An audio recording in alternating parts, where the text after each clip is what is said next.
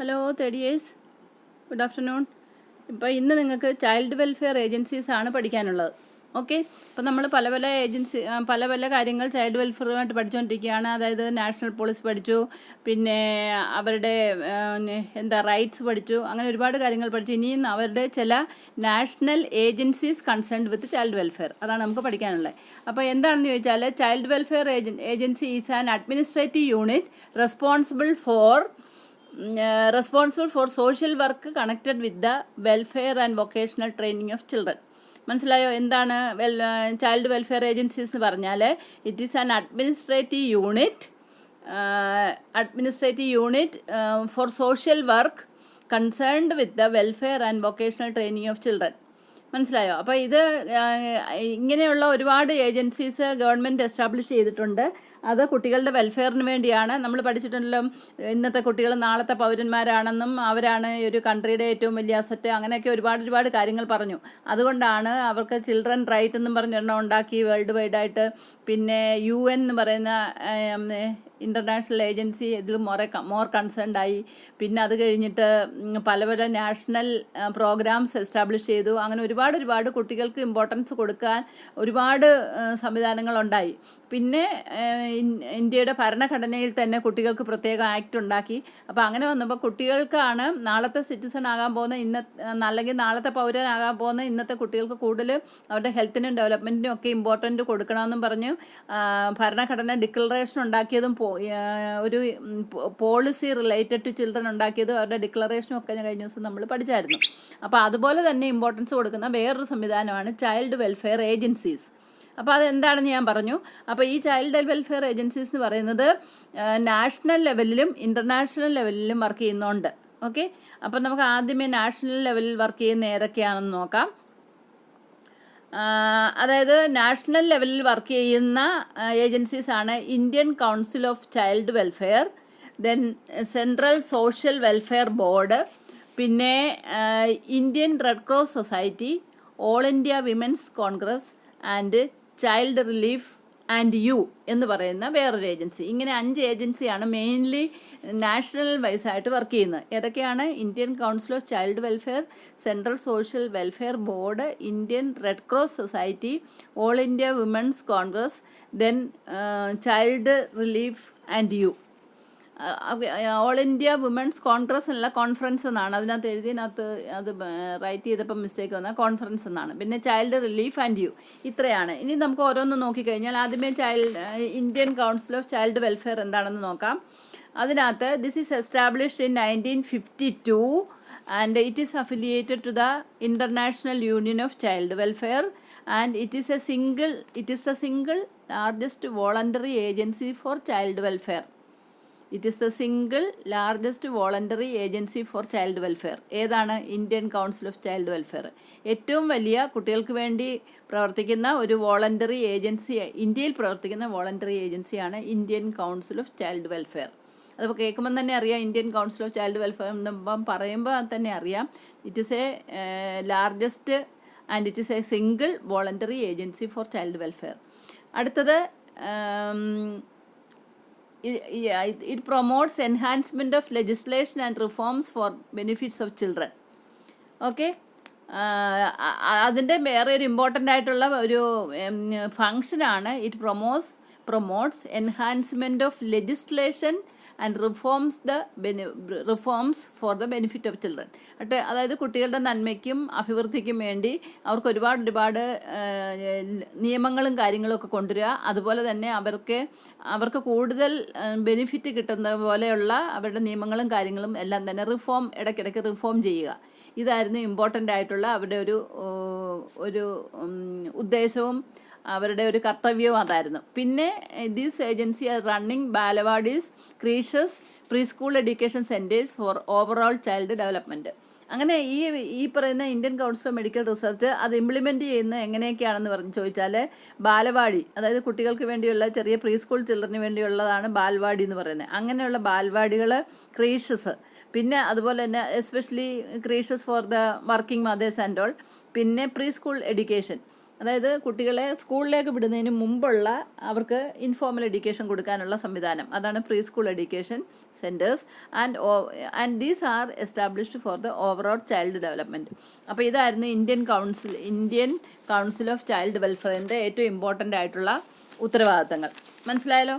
അപ്പം അതാണ് ഒരു ഇമ്പോർട്ടൻറ്റ് നാഷണൽ വോളണ്ടറി ഏജൻസി ആയിരുന്നു, establish in 1952, and it is affiliated to international union of child welfare, and it is the simplest and largest voluntary agency for child welfare, and it promotes enhancements of legislation എന്ന് പറഞ്ഞാൽ making law legislation and reforms the benefit of the children. അതായിരുന്നു അവരുടെ ഉത്തരവാദിത്തം. പിന്നെ അത് എങ്ങനെയാണ് അത് implement ചെയ്തതെന്ന് വെച്ചാൽ ബാലവാടികൾ എസ്റ്റാബ്ലിഷ് ചെയ്തു, പിന്നെ ക്രീഷസ് എസ്റ്റാബ്ലിഷ് ചെയ്തു, പിന്നെ കുട്ടികളുടെ പ്രീ സ്കൂൾ എഡ്യൂക്കേഷന് വേണ്ടി ഒരുപാട് പ്രീ സ്കൂൾ എഡ്യൂക്കേഷൻ സെൻറ്റേഴ്സും എസ്റ്റാബ്ലിഷ് ചെയ്തു. സോ ഇതെല്ലാം കൂടെ പറഞ്ഞാൽ അത് എന്തിനു വേണ്ടിയായിരുന്നു? Overall development of the child. അപ്പോൾ അതാണ് നമ്മളുടെ ഇന്ത്യൻ കൗൺസിൽ ഓഫ് ചൈൽഡ് വെൽഫെയറിൻ്റെ ഉത്തരവാദിത്തങ്ങളും ഫംഗ്ഷനും ഒക്കെ. ഇനിയും അടുത്തതാണ് സെൻട്രൽ സോഷ്യൽ വെൽഫെയർ ബോർഡ്. അത് രണ്ടാമത്തെ നാഷണൽ ലെവലിലുള്ള വേറൊരു വോളണ്ടറി ഏജൻസിയാണ്. It is A semi government autonomous organisation. അതായത് ഗവൺമെൻറ്റിന് അതിനകത്ത് കുറച്ച് ഉത്തരവാദിത്വം ഉണ്ട്, അതുകൂടാതെ അത് സ്വയംഭരണ സ്ഥാപനവും കൂടെ ആയിരുന്നു. മനസ്സിലായോ? റൂൾസ് ആൻഡ് റെഗുലേഷനൊക്കെ ഗവൺമെൻറ്റിൻ്റെ ഇംപ്ലിമെൻറ്റ് ചെയ്തിരിക്കാം, പക്ഷേ അത് സ്വന്തം ഭരണം നിലനിർത്തിക്കൊണ്ട് പോയ ഒരു സ്ഥാപനമായിരുന്നു central social welfare board. Okay, which is also for the welfare of the children, and it is formed by the government of India in 1953, and its functions are survey of importance of welfare agencies, അതായത് എത്രമാത്രം welfare ഏജൻസീസിലെ രാജ്യത്ത് കുട്ടികൾക്ക് ആവശ്യമുണ്ട്, അതിൻ്റെ necessity എന്താണെന്ന് കണ്ടുപിടിക്കുക, അത് survey നടത്തി അവർ ചെയ്തത്. പിന്നെ setting voluntary social welfare agencies, അതായത് ഇതിൻ്റെ അണ്ടറിൽ വേറെ ഒരുപാട് വോളണ്ടറി സോഷ്യൽ ഏജൻസീസ് സെറ്റ് ചെയ്യുക. അവരാദ്യമേ കണ്ടുപിടിച്ചു ഇതിൻ്റെ ആവശ്യകത എന്താണ്, എത്രമാത്രം അത് ഇന്ത്യയിലെ കുട്ടികളുടെ വെൽഫെയറിന് വേണം എന്ന് സർവേ നടത്തി കണ്ടുപിടിച്ചതിന് ശേഷം അവർ അങ്ങനെ പ്രൊവൈഡ് ചെയ്യാൻ തുടങ്ങി. അതായത് setting voluntary social welfare agencies. പിന്നെ വേറെ ഒരു ഫംഗ്ഷനായിരുന്നു providing financial aid to deserving agencies. അതായത് അവർക്ക് ഒരുപാട് സാമ്പത്തികമായിട്ടുള്ള ഒരുപാട് കേപ്പബിലിറ്റി ഒന്നും ഇല്ലാത്ത ഏജൻസികൾക്കൊക്കെ ഇവർ ഫണ്ട് പ്രൊവൈഡ് ചെയ്യുമായിരുന്നു, അല്ലെങ്കിൽ ഫൈനാൻഷ്യൽ അസിസ്റ്റൻസ് കൊടുക്കുമായിരുന്നു. ഓക്കെ. പിന്നെ commencement of family and child welfare centres, അതായത് കുട്ടികളുടെ നന്മയ്ക്ക് വേണ്ടി തീർച്ചയായിട്ടും അവരെ മാത്രമായിട്ടുള്ള ഒരു ഇമ്പ്രൂവ്മെൻറ്റ് പോസിബിൾ ആകത്തില്ല. അപ്പോൾ അതുകൊണ്ട് അവർ mainly commencement of family and child welfare centre എന്നും പറഞ്ഞാൽ തുടങ്ങിയത്. അതായത് നമുക്കറിയാമല്ലോ, ചൈൽഡിൻ്റെ വെൽഫെയറിനകത്ത് അവർ പറയുന്നത്, ഡിക്ലറേഷനിൽ പറയുന്നത് കുട്ടി ജനിക്കുന്നതിന് മുമ്പ് തൊട്ട് അവർക്ക് കെയർ കൊടുക്കുമെന്നാണ് പറഞ്ഞിരുന്നത്, അല്ലേ? എന്നിട്ട് അഡോളസൻ്റ് ഏജ് ഗ്രൂപ്പ് ആകുന്നിടം വരെ കൊടുക്കുമെന്നാണ് പറഞ്ഞത്. അപ്പോൾ ജനിക്കുന്നതിന് മുൻപ് അവർക്ക് കെയർ കൊടുക്കണമെങ്കിൽ അവർ ഏത് അമ്മയുടെ ഗർഭത്തിലാണോ ആ അമ്മയ്ക്കും കൂടെ കെയർ കൊടുത്തല്ലേ പറ്റത്തുള്ളൂ. അങ്ങനെയാണ് അതിൻ്റെ പേര് മാറ്റി commencement of family and child welfare centres എന്നാക്കിയത്. ഓക്കെ. പിന്നെ craft training, social education, establishment balwadis and play centres, ഇതൊക്കെ അവർ എസ്റ്റാബ്ലിഷ് ചെയ്തു, അതിനെ എൻകറേജ് ചെയ്തു. അതായത് എന്തൊക്കെയാണ്? Craft training, social education, establishment balwadis and play centre. കുട്ടികളുടെ ഓവറോൾ ഡെവലപ്മെൻറ്റിന് വേണ്ടി ഇത്രയും കാര്യങ്ങൾ ഈ സെൻട്രൽ സോഷ്യൽ വെൽഫെയർ ബോർഡ് ചെയ്തു. ഓക്കെ. ഇനിയും അടുത്തത് ഇന്ത്യൻ റെഡ് ക്രോസ് സൊസൈറ്റിയാണ്. അത് നമ്മളെപ്പോഴും കേട്ടിട്ടുള്ള റെഡ് ക്രോസ് എന്ന് ഇന്ത്യൻ റെഡ് ക്രോസ് ഏജൻസി ഉണ്ട്, അതുകൂടാതെ ഇൻ്റർനാഷണലും ഉണ്ട്. നമുക്കിപ്പോൾ ഇത് നാഷണൽ ലെവലിലുള്ള നമ്മൾ പഠിക്കുന്നത്. അപ്പോൾ ഇന്ത്യൻ റെഡ് ക്രോസ് സൊസൈറ്റി എന്താണെന്ന് നോക്കാം. This is established in 1920 to reduce human sufferings. അതായത് കഷ്ടപ്പാട് അനുഭവിക്കുന്നതിന്, രോഗം കൊണ്ട് ഒത്തിരി കഷ്ടതകൾ അനുഭവിക്കുന്നവർക്കും ഒക്കെ വേണ്ടിയാണ് ഈ പറയുന്ന ഇന്ത്യൻ റെഡ് ക്രോസ് സൊസൈറ്റി രൂപം കൊണ്ടത്. And it has more than 100 branches across the country. അപ്പോൾ ഇന്ത്യയിൽ ആകമാനം നോക്കിക്കഴിഞ്ഞാൽ 100-ലധികം ബ്രാഞ്ചസ് അവർക്കുണ്ട്. അവരുടെ ആക്ടിവിറ്റീസ് എന്തൊക്കെയാണെന്ന് ചോദിച്ചാൽ, ഡിസാസ്റ്റർ റിലീഫ്, അതായത് എന്തെങ്കിലുമൊക്കെ കലാമിറ്റീസ് വരുമ്പം, പ്രളയം അല്ലെങ്കിൽ ഭൂകമ്പം അല്ലെങ്കിൽ ചുഴലിക്കാറ്റ് അല്ലെങ്കിൽ വേറെ ഏതെങ്കിലും യുദ്ധം, അങ്ങനെയുള്ള എന്തെങ്കിലുമൊക്കെ ഹ്യൂമാനിറ്റീസിൻ്റെ വെൽഫെയറിനെ ഇൻ്റർഫിയർ ചെയ്യുന്ന, അവർക്ക് സഫറിങ്സ് ഉണ്ടാക്കുന്ന ഏതെങ്കിലുമൊക്കെ ഇൻസിഡൻസ് വരുമ്പോൾ അതിനാണ് നമ്മൾ ഡിസാസ്റ്റർ എന്ന് പറയുന്നത്, അല്ലേ? അപ്പോൾ ഡിസാസ്റ്ററിൽ നിന്ന് ആൾക്കാരെ റിലീഫ് ചെയ്യുക എന്നുള്ളതായിരുന്നു അതിൻ്റെ മെയിൻ ഉദ്ദേശം. പിന്നെ promotion of voluntary blood donation, അതായത് ഏതെങ്കിലുമൊക്കെ രോഗം ബാധിച്ച് ഉള്ളവർക്ക് പലപ്പോഴും ഓപ്പറേഷൻ ചെയ്യാനോ അല്ലെങ്കിൽ ആക്സിഡൻറ്റിലൊക്കെ പെട്ടാലോ, അതുപോലെ അല്ല ചില പ്രത്യേക രോഗങ്ങളുണ്ടല്ലോ നമ്മൾ കേട്ടിട്ടുണ്ട്, sickle cell anaemia, haemolytic anaemia, പിന്നെ അതുപോലെ തന്നെ അതായത് സിക്കിൾ സെൽ അനീമിയ, പിന്നെ താലസീമിയ, പിന്നെ അല്ലാതെ സാധാരണ അനീമിയ, അങ്ങനെയുള്ള പിന്നെ രക്തക്കുറവ് കൊണ്ട് ഉണ്ടാകുന്ന ചില രോഗങ്ങളെല്ലാം നമ്മൾ അനീമിയ എന്ന് പറയും. അതുപോലെ തന്നെ ചിലപ്പോൾ നമ്മൾ ചില ബ്ലഡ് സെൽസിനൊക്കെ പ്രോബ്ലം ഉള്ളത് കൊണ്ട്, അതായത് ഇപ്പോൾ തന്നെ WBC കൗണ്ട് കുറവാണ്, അല്ലെങ്കിൽ ത്രോംബോസൈറ്റ് കൗണ്ട് കുറവാകുന്ന ചില ഡിസീസ് കണ്ടീഷന്, അങ്ങനെയുള്ള അപ്പോൾ അതിൻ്റെയൊക്കെ ട്രീറ്റ്മെൻറ്റിൻ്റെ ഭാഗമായിട്ട് അവർക്ക് ബ്ലഡ് കിട്ടണം. മനസ്സിലായോ? അങ്ങനെ അല്ലെങ്കിൽ പിന്നെ ഒരു ഓപ്പറേഷൻ നടത്തുക, ഒരുപാട് ബ്ലഡ് വേണ്ട ഒരു ഓപ്പറേഷനാണ്, അല്ലെങ്കിൽ ഒരു ആക്സിഡൻറ്റിൽ ഇൻവോൾവ് ആയിട്ട് ഒരുപാട് ബ്ലഡ് നഷ്ടപ്പെട്ടു, അതൊക്കെ റീപ്ലേസ് ചെയ്യണം. ഇങ്ങനെയൊക്കെയുള്ള എവിടെല്ലാം ബ്ലഡിൻ്റെ ആവശ്യം ഒരു ഹ്യൂമൻ ബീയിങ്ങിന് ട്രീറ്റ്മെൻറ്റിൻ്റെ ഭാഗമായിട്ട് വരുന്നോ അവിടെയെല്ലാം അത് പ്രൊവൈഡ് ചെയ്യാനുള്ള സംവിധാനങ്ങൾ ഒരുക്കുക. അതാണ് promotion of voluntary blood donation. അപ്പോൾ അവരെന്താ ചെയ്യുന്നതെന്ന് വെച്ചാൽ രക്തം ദാനം ചെയ്യാൻ മറ്റുള്ളവരെ പ്രേരിപ്പിക്കുക, അതിനു വേണ്ട സംവിധാനങ്ങൾ ഒരുക്കുക. അതാണ് promotion of voluntary blood donation. Okay.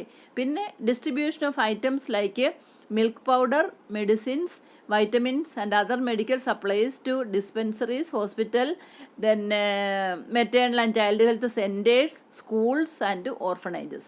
ഇതും അവരുടെ ഒരു ഉത്തരവാദിത്വമായിരുന്നു. ബ്ലഡ് ഡൊണേഷൻ മാത്രമല്ല, കൂടാതെ distribution of items like milk powders, ഇതെല്ലാം കുട്ടികൾക്ക് വേണ്ടിയാണ് കൊടുക്കുന്നത്. Medicines, vitamins and other medical supplies to dispensaries, hospital, maternal and child health centres, schools and orphanages. പിന്നെ വേറൊരു ഇമ്പോർട്ടൻ്റ് റെസ്പോൺസിബിലിറ്റി ആയിരുന്നു conducts home nursing and first aid course to women and school children. അതായത് കുട്ടികൾക്ക് first aid എങ്ങനെയാണ് കൊടുക്കുന്നതെന്ന് provide ചെയ്യുക. ഇപ്പോൾ തന്നെ ആണെങ്കിലും നമുക്ക് ഫസ്റ്റ് എയ്ഡ് ബോക്സ് എല്ലാ സ്കൂളിലും വേണം, ഇപ്പോൾ തന്നെ എല്ലാ ഒരു വാഹനങ്ങളിൽ വേണം, അങ്ങനെയൊക്കെ ഒരു മസ്റ്റാക്കി. അങ്ങനെ ആയപ്പോഴത്തേക്ക് ഒരു എന്തെങ്കിലും ഒരു ചെറിയ അത്യാഹിതം സ്കൂളിൽ സംഭവിച്ചാൽ എങ്ങനെയാണ് ഫസ്റ്റ് എയ്ഡ് കൊടുക്കുന്നതെന്ന് കുട്ടികളെ പഠിപ്പിക്കുക. മനസ്സിലായോ? സ്കൂൾ കുട്ടികളെ പഠിപ്പിക്കുന്നതിനുള്ള ട്രെയിനിങ് കൊടുക്കുക. അതുകൂടാതെ തന്നെ ഹോം നേഴ്സിംഗ്, അതായത് ചില വീടുകളിലൊക്കെ ഒത്തിരി ഓൾഡ് ഏജ് പീപ്പിളും അല്ലെങ്കിൽ പാരലൈസ്ഡ് ആയിട്ടുള്ള ആൾക്കാരും അല്ലെങ്കിൽ ലൈഫ് സ്റ്റൈൽ ഡിസീസ് കൊണ്ട് സഫർ ചെയ്യുന്ന ആൾക്കാരും ഒക്കെ കാണും. അവർ ഓൾഡ് ഏജ് ആകുമ്പോൾ ഒരുപക്ഷെ അവരെ നോക്കാൻ വീട്ടിലാരും കാണത്തില്ല. മക്കളൊക്കെ ഉണ്ടാവാം, ചെറുമക്കളൊക്കെ ഉണ്ടാവാം, പക്ഷെ അവരൊക്കെ വീട് വിട്ട് പഠിക്കാൻ പോകുന്നവരോ ജോലിക്ക് പോകുന്നവരോ ഒക്കെ ആയിരിക്കും. അപ്പോൾ അങ്ങനെ വരുമ്പോൾ ഈ ഓൾഡ് പേഴ്സൺ തന്നെ വീട്ടിലാകും. അവർ കിടപ്പ് ആണ്, ബെഡിൽ നിന്ന് എഴുന്നേൽക്കാൻ വയ്യാത്തതാണ്. അപ്പോൾ അവരുടെ ഡെയിലി ആക്ടിവിറ്റീസ് ഓഫ് ലിവിങ് ഇതിനൊക്കെ ഹെൽപ്പ് വേണം, ഫുഡിൻ്റെ കൊടുക്കണമെങ്കിൽ ഹെൽപ്പ് വേണം. അങ്ങനെയൊക്കെ ആവുന്നുണ്ടെങ്കിൽ വീട്ടിൽ അവരെ നോക്കാൻ ആരെങ്കിലും വേണം. അങ്ങനെ ഒരു പ്രത്യേകിച്ച് ഇത് പണ്ടത്തെ കാലത്ത് ഇങ്ങനൊന്നും ഇല്ലായിരുന്നു. കാര്യം എന്താണെന്ന് വെച്ചാൽ അന്നത്തെ കുടുംബം എന്നൊക്കെ പറഞ്ഞാൽ ജോയിൻറ്റ് ഫാമിലികളായിരുന്നു. അച്ഛനും അമ്മയും കുട്ടികളും മാത്രമല്ല, അവിടെ ഒരുപാട് റിലേറ്റീവ്സ് ഒക്കെ ഒരു കുടുംബത്തിലുണ്ടായിരുന്നു. മനസ്സിലായോ? അത് ഒന്നുകിൽ ജോയിൻറ്റ് ഫാമിലി, എക്സ്റ്റെൻഡഡ് ഫാമിലി, ഇതൊക്കെ നമ്മൾ പഠിച്ചിട്ടുള്ള. അങ്ങനെയൊക്കെയുള്ളൊരു ഫാമിലിയിലാകുമ്പം ആരെങ്കിലുമൊക്കെ വീട് വിട്ട് ജോലിക്കോ പഠിത്തത്തിനോ ഒക്കെ പോയാൽ വേറെ ആൾക്കാർ വീട്ടിലുണ്ടാകുമായിരുന്നു കെയർ ചെയ്യാൻ. അപ്പോൾ ഒരിക്കലും ഈ പ്രായമായവരെയൊന്നും അല്ലെങ്കിൽ വയ്യാത്ത ആൾക്കാരെയൊന്നും ഒറ്റയ്ക്ക് വീട്ടിലാക്കിയിട്ട് പോകേണ്ട ഒരു സാഹചര്യം പണ്ടൊന്നും ഉണ്ടാകത്തില്ലായിരുന്നു. പക്ഷേ അതെല്ലാം മാറി ന്യൂക്ലിയർ ഫാമിലി സിസ്റ്റം വന്നപ്പോഴത്തേക്കും അച്ഛനും അമ്മയും മക്കളും മാത്രമേ ന്യൂക്ലിയർ ഫാമിലിയിലുള്ളൂ. അതിനകത്ത് അച്ഛനും അമ്മയും ജോലി ചെയ്യുന്നവരാണ് എങ്കിൽ മക്കളും ഒക്കെ സ്കൂളിൽ പോകുന്നവരാണെങ്കിൽ പിന്നെ ആ വീട്ടിലാരും ഡേ ടൈമിൽ ഒരുപക്ഷെ ഉണ്ടാകണമെന്നില്ല. അപ്പോൾ അങ്ങനെ വരുന്നതുകൊണ്ട് അവിടെ അംഗങ്ങൾ കുറവുള്ള വീട്ടിൽ ആർക്കെങ്കിലും ഇങ്ങനെ സിക്കായാൽ അവരെ ആര് നോക്കാനാ? അപ്പോൾ അല്ലെങ്കിൽ അവരുടെ പഠിത്തം മാറ്റിയിട്ട് വെച്ചിട്ട് അല്ലെങ്കിൽ അവരുടെ ജോലി മാറ്റി വെച്ചിട്ട് ഇവരെ കെയർ ചെയ്യണം. അതൊക്കെ ഒരു എക്സ്റ്റെൻറ്റ് വരെയല്ലേ സാധിക്കത്തുള്ളൂ. ഒരു കുട്ടിയുടെ പഠിത്തം നിർത്താനോ അല്ലെങ്കിൽ ഒരാളുടെ ജോലി റിസൈൻ ചെയ്യാനോ ഒക്കെ ബുദ്ധിമുട്ടാണ്. അങ്ങനെ വന്നപ്പോഴത്തേക്കാണ് ഈ പറയുന്ന ഒരു പ്രത്യേകതരം ഹോം നഴ്സിംഗ് എന്നും പറഞ്ഞ ഒരു സംവിധാനം വന്നത്. അങ്ങനെയാണ് മനസ്സിലായി. ആരെങ്കിലും ഒരാൾക്ക് ഹോം നേഴ്സ് എന്ന് പറയുന്ന ഒരാളിനെ വീട്ടിലേക്ക് വരുത്തി ഇവരെ കെയർ ചെയ്യാൻ വേണ്ടി ഏൽപ്പിക്കുക, എന്നിട്ട് അവർക്ക് ഒരു നിശ്ചിത ശമ്പളം കൊടുക്കുക. പക്ഷേ ഈ ഹോം നേഴ്സിന് ഒരു സിക്കായ ഒരു പേഴ്സണെ കെയർ ചെയ്യണമെങ്കിൽ അവർക്ക് അതിൻ്റെതായ ചില ബാലപാഠങ്ങളൊക്കെ അറിഞ്ഞിരിക്കണം, ബേസിക് തിങ്സ് ഒക്കെ അറിഞ്ഞിരിക്കണം, അല്ലേ? ചുമ്മാതെ ഒരാൾക്ക് ഫീഡ് ചെയ്യാനോ ഒന്നും ശരിക്കും ഫീഡ് ചെയ്യാൻ അറിയത്തില്ല. ഒരു സോളോയിങ് പ്രോബ്ലം ഉള്ള ഒരു പേഷ്യൻ്റാണ്, അതിന് പ്രോപ്പർലി ഫീഡ് ചെയ്തില്ലെങ്കിൽ അത് ആസ്പിറേറ്റ് ചെയ്യും, പേഷ്യൻ്റ് മരിച്ചു പോകാനുള്ള സാധ്യതയുണ്ട്.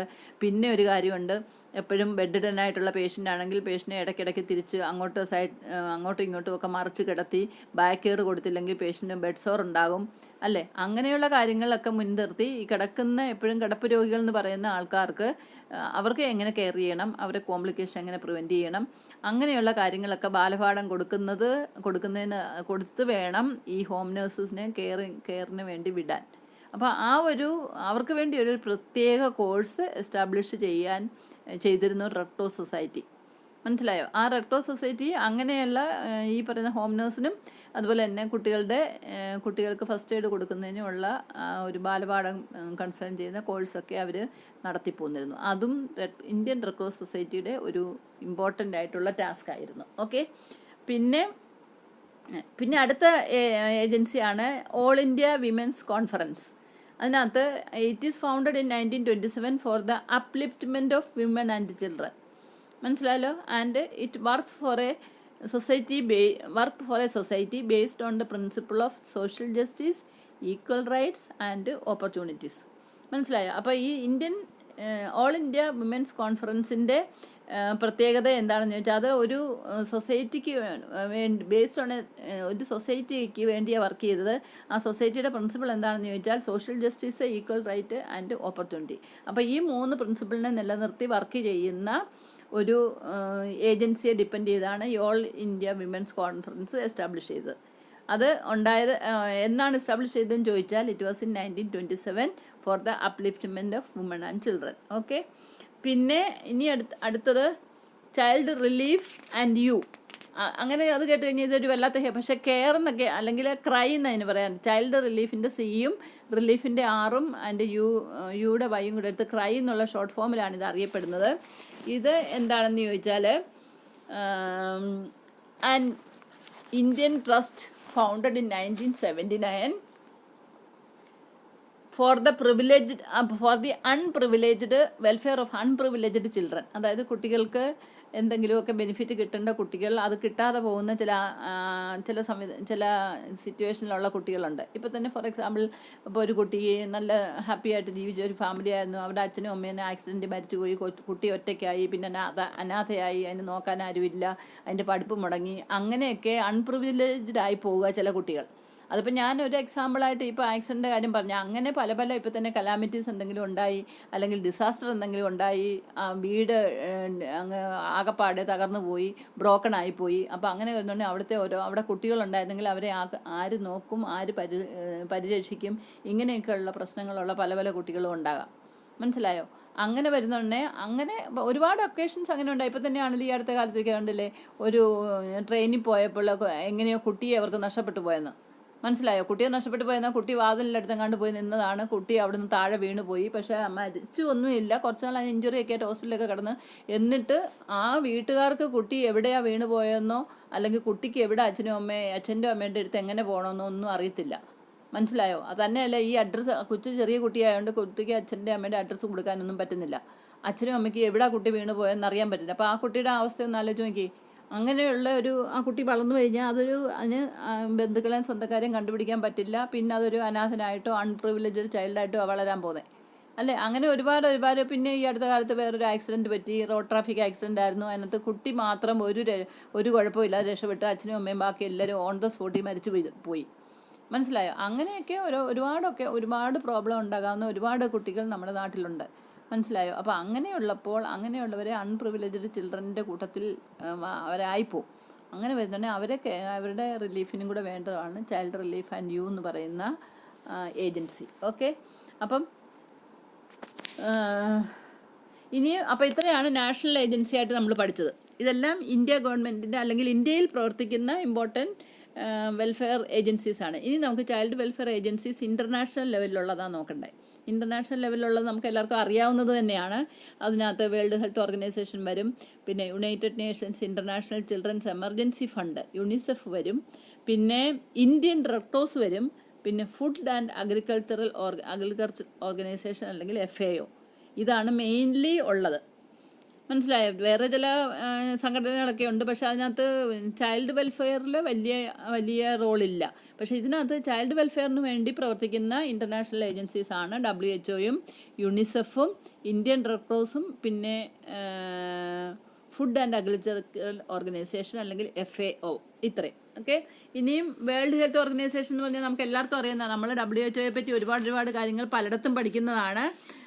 അപ്പോൾ അതിനകത്ത് ഏറ്റവും it is a non political specialised health agency with its headquarters in Geneva. അതെല്ലാവർക്കും അറിയാവുന്ന കാര്യമാണ് അല്ലേ? With its headquarters in Geneva. പിന്നെ it is established in 7th April 1950 1948, അതായത് ഇന്ത്യക്ക് സ്വാതന്ത്ര്യം കിട്ടിയതിൻ്റെ അടുത്ത വർഷമാണ് ഈ പറയുന്ന ഈ WHO ഉണ്ടാകുന്നത്. അതിൻ്റെ ഹെഡ് ക്വാർട്ടേഴ്സ് എവിടെയാണ്? It is in Geneva. പിന്നെ ഈ 7th April 1948 ആണ് എസ്റ്റാബ്ലിഷ് ചെയ്തതെങ്കിൽ പോലും ഇതാണ് നമ്മൾ വേൾഡ് ഹെൽത്ത് ഡേ ആയിട്ട് സെലിബ്രേറ്റ് ചെയ്യുന്ന ദിവസമാണ് ഈ പറയുന്ന April 7th, അല്ലേ? അപ്പോൾ എല്ലാ വർഷവും നമുക്കറിയാം അത് നമ്മൾ സെലിബ്രേറ്റ് ചെയ്യാറുണ്ട്. അതിനൊരു തീം കാണും. ആ തീം അടുത്ത വർഷം വരെ നമ്മൾ അതിനെപ്പറ്റി കോൺഫറൻസ് അല്ലെങ്കിൽ അതിനെപ്പറ്റി ഒത്തിരി റിലേറ്റഡ് ആയിട്ടുള്ള ഒരുപാട് ഹെൽത്ത് പ്രോഗ്രാംസൊക്കെ മിക്ക നഴ്സിംഗ് കോളേജിലും മെഡിക്കൽ കോളേജിലും ഹെൽത്ത് റിലേറ്റഡ് ഇൻസ്റ്റിറ്റ്യൂഷനിലൊക്കെ ഈ തീസിസ് വെച്ച് പല പല പഠനങ്ങളും കാര്യങ്ങളും ഒക്കെ നടത്താറുണ്ട്, അല്ലേ? നമ്മൾ അതിനൊക്കെ തന്നെയാണെങ്കിലും നമ്മൾ ചിലപ്പോൾ കോൺഫറൻസോ സെമിനാറോ അങ്ങനെയൊക്കെ തന്നെ ഓരോ ഇൻസ്റ്റിറ്റ്യൂഷനിലും നടത്താറുണ്ട് ഈ പറയുന്ന വേൾഡ് ഹെൽത്ത് ഡേ വരുമ്പോൾ, അല്ല? പലയിടത്തും ആൾക്കാരെ വിളിച്ച് ഇനാഗ്രേറ്റ് ചെയ്യുന്നു, അത് സെലിബ്രേറ്റ് ചെയ്യുന്നു. അപ്പോൾ അടുത്ത വർഷത്തെ വേൾഡ് ഹെൽത്ത് ഡേ വരുന്നിടം വരെ 1 year നമ്മൾ സാധാരണ ഈ വേൾഡ് ഹെൽത്ത് ഡേ സെലിബ്രേറ്റ് ചെയ്യാറുണ്ട്. അത് എന്നാണ് ഈ WHO ഒറിജിനേറ്റ് ചെയ്ത ആ ഒരു പർട്ടിക്കുലർ ഡേ ആണ് ഈ April 7th, മനസ്സിലായി? അതുകൊണ്ടാണ് അതങ്ങനെ സെലിബ്രേറ്റ് ചെയ്യുന്നത്. പിന്നെ ഇനിയും പറയാനുള്ളത്, what are the objectives of WHO? WHOയുടെ ഒബ്ജക്റ്റീവ് എന്ന് പറഞ്ഞാൽ attainment of highest level of health policy by the people. Attainment of highest level of health policy by the people എന്ന് പറഞ്ഞാൽ ലോകത്തിലെ എല്ലാ മനുഷ്യരെയും കൺസേൺ ചെയ്യുന്ന ഓർഗനൈസേഷനാണ് WHO. അപ്പോൾ ലോകത്ത് ആകമാനമുള്ള എല്ലാ ആൾക്കാരുടെയും ഹെൽത്ത് ഹയസ്റ്റ് ലെവലിൽ കൊണ്ടുവരണം എന്നുള്ളതാണ് ഇതിൻ്റെ മെയിൻലി അതിൻ്റെ ഒബ്ജക്റ്റീവിലൊന്ന്. പിന്നെ it is a task to compact infectious disease and other promote health of people in the world. അതായത് സാധാരണ അതായത് കമ്മ്യൂണിക്കബിൾ ഡിസീസ് അല്ലെങ്കിൽ ഒരാളിൽ നിന്ന് വേറൊരാളിലേക്ക് പകർന്ന ഇൻഫെക്ഷ്യസ് ഡിസീസിനെ പ്രിവെൻറ്റ് ചെയ്യുക അല്ലെങ്കിൽ അതിനെ കൺട്രോൾ ചെയ്യുക, എന്നിട്ട് promote the health of people in the world. അതാണ് WHO വേറൊരു ഒബ്ജക്റ്റീവ്. ഓക്കെ, പിന്നെ ഇനി അടുത്തത് നമുക്ക് ഓർഗനൈസേഷൻ്റെ സ്ട്രക്ചർ ഒന്ന് നോക്കാം. ഓർഗനൈസേഷൻ്റെ സ്ട്രക്ചർ എന്ന് പറയുമ്പോൾ WHO എങ്ങനെയാണ് ഫങ്ഷൻ ചെയ്യുന്നതെന്നുള്ളതാണ് അതിനകത്ത് വരുന്നത്. അതായത് ഓർഗനൈസേഷൻ WHOയ്ക്ക് 3 സ്ട്രക്ചറൽ ഏജൻസി കമ്പോണൻസാണ് ഉള്ളത്. അതായത് world health assembly, executive board and secretariat. ഇങ്ങനെ 3 അഡ്മിനിസ്ട്രേറ്റീവ് സെറ്റിങ്സ് WHO-ക്കുണ്ട്. അതായത് world health assembly, executive board and secretariat. ഈ വേൾഡ് ഹെൽത്ത് അസംബ്ലി എന്ന് പറഞ്ഞാൽ this is A supreme or highest administrative body of WHO and it's main function is formulation of international health policies and programs, review of previous year's activities, and sanctioning of budget and election of members for executive board. അപ്പോൾ ഇത്രയാണ് world health assembly എന്ന് പറയുന്നത്. അതിൻ്റെ ഒരു component administrative ഓർഗൻ്റെ ഉത്തരവാദിത്വമാണ്. അപ്പോൾ we can say that world health assembly is A supreme or highest administrative body of WHO. It's main function is formulation of international health policies and programs, review of previous year's activities, and sanctioning of budget and election of members for executive board. മനസ്സിലായോ?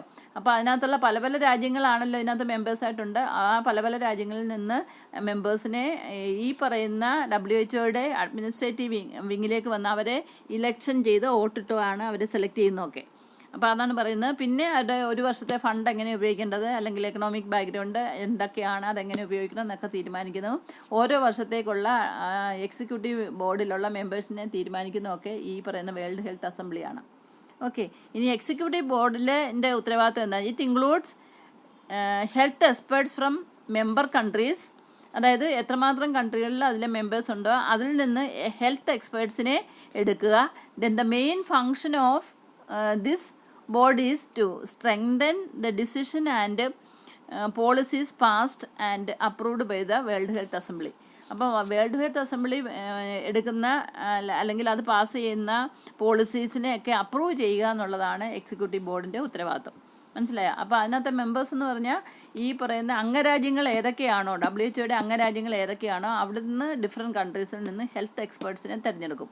എന്നിട്ട് അവരാണ് ഇത് കൂടുതലും execute ചെയ്യുന്നത്. അതായത് world health assembly എടുക്കുന്ന തീരുമാനങ്ങളെയൊക്കെ execute ചെയ്യുന്നതും implement ചെയ്യുന്നതും ഹെൽത്ത് എക്സിക്യൂട്ടീവ് ബോർഡാണ്. ഓക്കെ. പിന്നെ അടുത്തത് ലാസ്റ്റ് വൺ സെക്രട്ടേറിയറ്റ് ആണ് WHO. ഈ secretariat makes available technical and managerial help to member countries in their national health development programs. അതായത് ഓരോ കൺട്രിക്കും ഓരോ മെമ്പർ കൺട്രി ഉണ്ടല്ലോ WHO. ആ കൺട്രിയിലെ ഓരോ കൺട്രിയിലും ഹെൽത്ത് ഡെവലപ്മെൻറ്റ് പ്രോഗ്രാമിനെയൊക്കെ അസിസ്റ്റ് ചെയ്യുന്നതിന് വേണ്ടി ഈ സെക്രട്ടേറിയറ്റാണ് ഹെൽപ്പ് ചെയ്യുന്നത്. മനസ്സിലായോ? അതാണ് mainly organisation structure of WHO. അപ്പോൾ 3 ഓർഗൻസ് ഉണ്ട് അതിന്. ഒന്ന് വേൾഡ് ഹെൽത്ത് അസംബ്ലിയും എക്സിക്യൂട്ടീവ് ബോർഡും പിന്നെ സെക്രട്ടേറിയറ്റും. ഇതിൻ്റെ ഓരോന്നിൻ്റെയും ഫംഗ്ഷൻ നമ്മൾ പറഞ്ഞു. ഇനി അടുത്തത് WHO ഫങ്ഷൻസ് എന്തൊക്കെയാണെന്ന് നോക്കാം. അതിനകത്ത് mainly directing and coordinating health programmes throughout the world. Directing and coordinating health program throughout the world, that is number 1 function. Number 2 is prevention and control of communicable diseases and other specialised diseases. അതായത് ഇപ്പോൾ AIDS പോലെയുള്ള ചില രോഗങ്ങൾ, അതിൻ്റെ prevention അത്യാവശ്യമായിട്ടുള്ള കാര്യമാണ്. പിന്നെ അതുകൂടാതെ communicable disease in different countries. അതിൽ ഏതൊക്കെ കൺട്രിയിലൊക്കെ ഇങ്ങനെയുള്ള കമ്മ്യൂണിക്കബിൾ ഡിസീസ് ഉണ്ടോ അതിനെ ആദ്യം പ്രിവെൻറ്റ് ചെയ്യുക, പിന്നെ അതിനെ കൺട്രോൾ ചെയ്യുക അല്ലെങ്കിൽ ഇറാഡിക്കേറ്റ് ചെയ്യുക, ഇങ്ങനെയുള്ള കാര്യങ്ങളൊക്കെ നടത്തിപ്പോകുന്നതിന് നേതൃത്വം കൊടുക്കുക. ഓക്കെ. പിന്നെ epidemic warning and surveillance work. ഇപ്പോൾ തന്നെ കോവിഡ് പോലെയുള്ള രോഗം അല്ലെങ്കിൽ ഏതെങ്കിലും ഒരു പടർന്നു പിടിക്കാവുന്ന ഒരു രോഗം, ഒരു എപ്പിഡമിക് എന്ന് പറയുമ്പോൾ ഒരു പ്രത്യേക സമയത്ത് ഒരു പ്രത്യേക ഏരിയയിൽ ഏതെങ്കിലും ഒരു രോഗത്തിന് ഒരുപാട് ഇൻസിഡൻസ് ഉണ്ടാകുന്നതിനെ നമ്മൾ എപ്പിഡമിക്സ് എന്ന് പറയുന്നത്. മനസ്സിലായോ? അതേസമയം പാൻഡമിക് എന്ന് പറയും, ഇപ്പം കോവിഡ് എപ്പിഡമിക് അല്ല. പാൻഡമിക് എന്ന് പറഞ്ഞാൽ ഓരോ രാജ്യത്തിൻ്റെയും ചില പ്രത്യേക ലൊക്കാലിറ്റിയിൽ മാത്രമാണ് അത് കൂടുതലും കോൺസെൻട്രേറ്റ് ചെയ്യുന്നത്. അതിപ്പോൾ ഇന്ത്യയുടെ കാര്യം പറഞ്ഞാൽ ഇന്ത്യയിലെ എല്ലാ സ്റ്റേറ്റിലും കാണും, പക്ഷെ ഒരുപോലെ എല്ലായിടത്തും പടർന്നു പിടിക്കുകയല്ല ചെയ്യുന്നത്. പകരം ഓരോരോ ഏരിയയിൽ കൂടുതൽ ക്ലസ്റ്റർ ഫോർമേഷൻ പോലെ എണ്ണം കൂടുതലായിരിക്കും ചില ഏരിയാസിൽ. ഇപ്പോൾ തന്നെ എല്ലാവരും പറയാറില്ല നമ്മൾ കേരളത്തെക്കാട്ടിൽ കൂടുതൽ മദ്രാസിലാണെന്ന് പറയുന്നു അല്ലേ. അപ്പോൾ അത് ചില കണക്കുകൾ വെച്ച് സ്റ്റാറ്റിസ്റ്റിക്സ് വെച്ച് നോക്കുമ്പോൾ കൂടുതൽ ഇൻസിഡൻറ്റ് ഉണ്ടാകുന്നതിന് നമ്മളെപ്പോഴും എപ്പിഡമിക്സ് എന്ന് പറയുന്നത്. അപ്പോൾ അങ്ങനെ എപ്പിഡമിക്സ് ഉണ്ടാകാനുള്ള സാധ്യത വാർണിംഗ് മുൻകൂട്ടി കൊടുക്കുക, അല്ലെങ്കിൽ അതിൻ്റെ സർവൈലൻസ് വർക്ക് നടത്തുക. സർവൈലൻസ് വർക്ക് എന്ന് പറഞ്ഞാൽ നമുക്കിപ്പോൾ അറിയില്ലോ, ക്വാറൻറ്റൈന് അല്ലെങ്കിൽ എപ്പോഴൊക്കെ വെളിയിൽ പോകണം, എത്ര നാളവരെ. അപ്പോൾ ആദ്യമേ നമുക്ക് ലോക്ക്ഡൗൺ ഒക്കെ ആയിരുന്നല്ലോ. അപ്പോൾ അങ്ങനെ ഓരോ കാര്യങ്ങൾ തീരുമാനിച്ച് രോഗത്തിൻ്റെ സ്പ്രെഡ് പ്രിവെൻറ്റ് ചെയ്യുന്നതിന് നമ്മൾ സർവൈലൻസ് എന്ന് എപ്പോഴും പറയുന്നത്.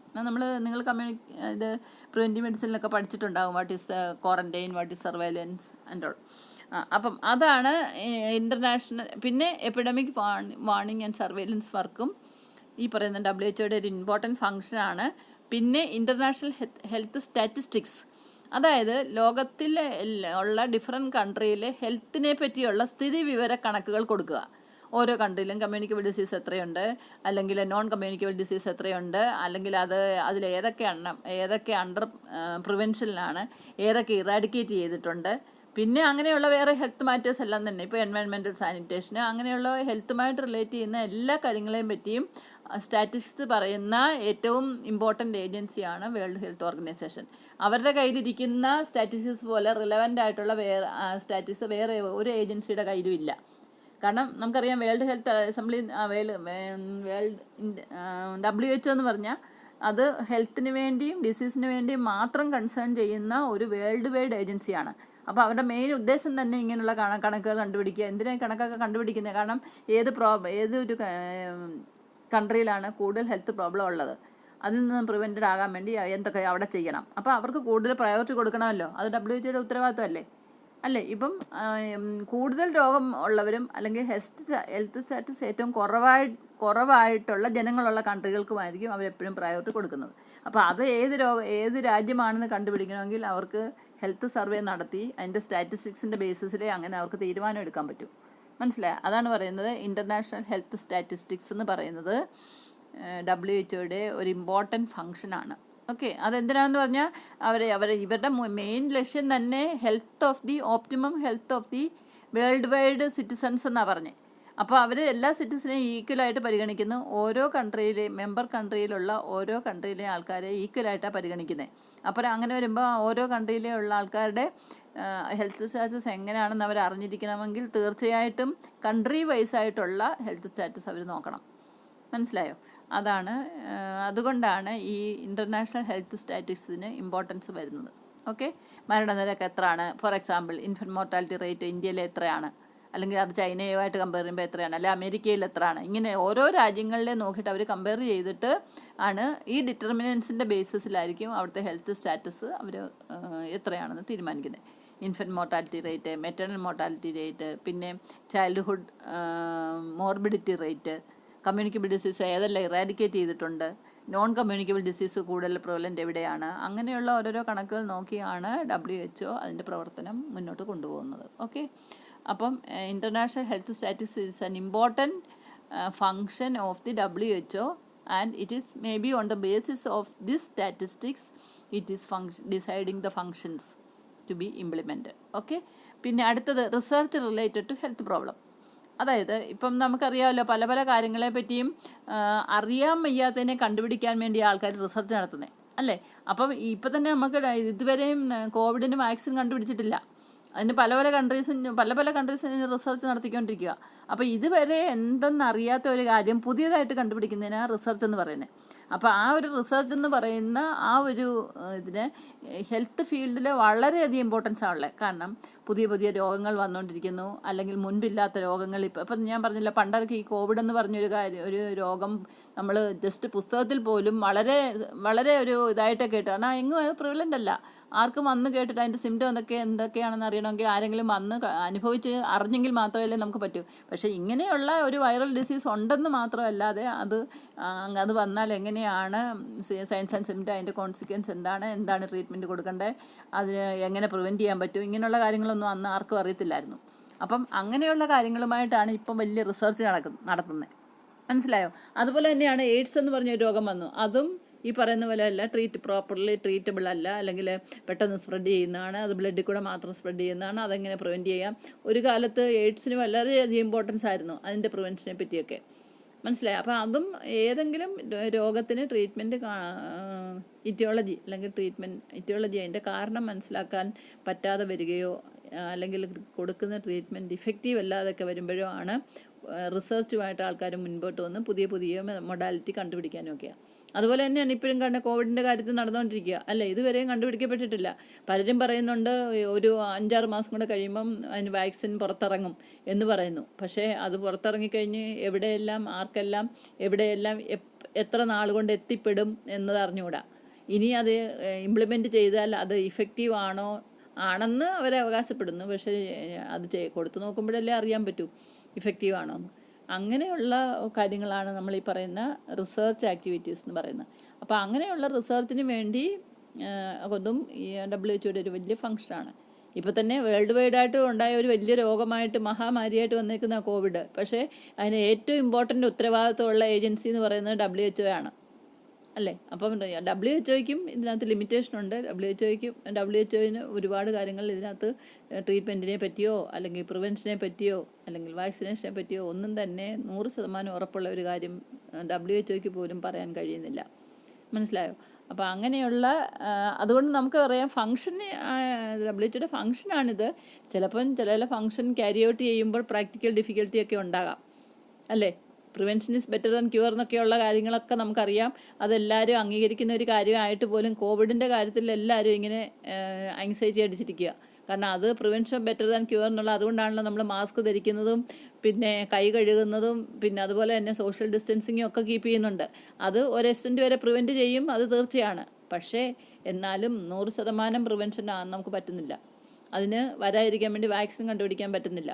വാക്സിൻ എങ്ങനെ ഉണ്ടാകും, എവിടെ ഇംപ്ലിമെൻറ്റ് ചെയ്താൽ അതെങ്ങനെ ആയിരിക്കും, അതിൻ്റെ ഇഫക്റ്റീവ് ആകുമോ, ഇതൊന്നും അറിഞ്ഞുകൂടാ. ഇപ്പം പല പല രോഗികളും പ്രത്യേകിച്ച് സസെപ്റ്റബിലിറ്റി കൂടുതലുള്ള ഓൾഡ് ഏജ് പീപ്പിൾ അല്ലെ മറ്റ് രോഗമുള്ളവർ ഇവരൊക്കെ സസെപ്റ്റബിൾ ആണെന്നും പറയുന്നു. ഒരുപാട് ആൾക്കാർ മരിക്കുകയും ചെയ്യുന്നു. ഈവൻ സൊഫസ്റ്റിക്കേറ്റഡ് കൺട്രിയായ അമേരിക്കയിലാണ് ഏറ്റവും കൂടുതൽ ഇതെന്നും പറയുന്നു അല്ലേ. അപ്പോൾ അങ്ങനെയൊക്കെ വരുന്നതുകൊണ്ട് ചില കാര്യങ്ങളൊക്കെ നമുക്ക് ആർക്കും ഒന്നും തീരുമാനിക്കാൻ പറ്റാത്ത നിലയിലേക്കൊക്കെ ചില ഹെൽത്ത് പ്രോബ്ലമൊക്കെ പോകാറുണ്ട്. മനസ്സിലായോ? അപ്പോൾ എന്തായാലും റിസർച്ച് നടത്തിയെങ്കിൽ മാത്രമേ ഇതിന് ഒരു പ്രതിവിധി കണ്ടുപിടിക്കണം എന്നുള്ള ഉദ്ദേശത്തോടെയാണ് റിസർച്ച് നടത്തുന്നത്. അത് WHO അതിന് എൻകറേജ് ചെയ്യുന്നുമുണ്ട്. ഓക്കെ, അത് ഈ രോഗമല്ല, ഏത് രോഗം വന്നാലും അത് WHO-യുടെ ഫങ്ഷന് അല്ലെങ്കിൽ ഉത്തരവാദിത്തമാണ്, അത് ചെയ്യുന്നുമുണ്ട്. ഓക്കെ. പിന്നെ അടുത്തത് collection and publication of health literature and information. അതായത് WHO മാഗസീനും ബുള്ളറ്റിനും ഒക്കെ ഉണ്ട്. WHO ബുള്ളറ്റിനൊക്കെ നമ്മുടെ ലൈബ്രറിയിലും ഒക്കെ ഉണ്ട്.